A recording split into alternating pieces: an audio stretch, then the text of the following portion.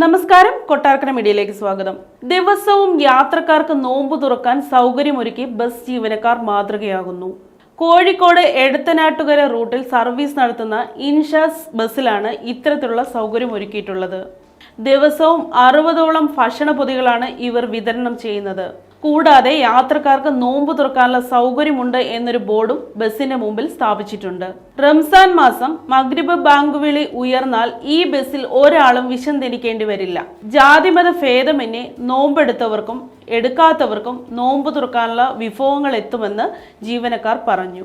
നോമ്പുതുറ സമയത്ത് തന്റെ ബസ്സിലെത്തുന്ന ഒരാളും വിശന്നിരിക്കരുതെന്ന ബസ്സുടമ എടത്തനാട്ടുകര സ്വദേശി ഫിറോസ് അലിയുടെയും ഉമ്മ സൈനബയുടെയും തീരുമാനത്തിലാണ് 2013 മുതൽ എല്ലാ വർഷവും നോമ്പ് ദിവസങ്ങളിൽ ഭക്ഷണപ്പൊതികൾ വിതരണം ചെയ്യുന്നത്.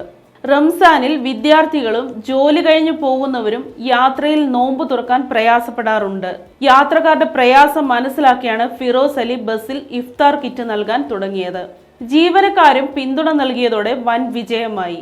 നോമ്പ് തുറക്കാൻ ആവശ്യമായ ഈത്തപ്പഴത്തിനും വെള്ളത്തിനും പുറമെ മുന്തിരിയും തണ്ണിമത്തിനും ഉൾപ്പെടെ പഴങ്ങളും സമൂസയും വടയും ഉണ്ടാകും.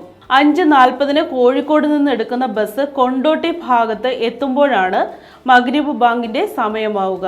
ബാങ്ക് കേട്ടാൽ ഇഫ്താർ കിറ്റുകൾ ഓരോന്നും ജീവനക്കാർ യാത്രക്കാർക്ക് നൽകും. യാത്രക്കാരും ജീവനക്കാരും ഒരുമിച്ചാണ് നോമ്പ് തുറക്കുന്നത്. ഒരു ദിവസത്തെ ഇഫ്താറിന് 60ഓളം കിറ്റുകൾ വേണം. ഉച്ചവിശ്രമത്തിനായി വണ്ടി മേലാറ്റൂരിൽ നിർത്തുമ്പോൾ ജീവനക്കാർ തന്നെയാണ് ഇവ പാക്ക് ചെയ്യുന്നത്.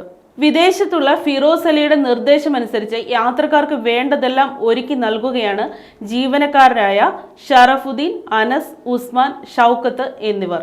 ജീവകാരുണ്യ പ്രവർത്തനങ്ങൾക്കായും ബസ് നിരവധി തവണ സർവീസ് നടത്തിയിട്ടുണ്ടെന്നും ഇവർ പറഞ്ഞു.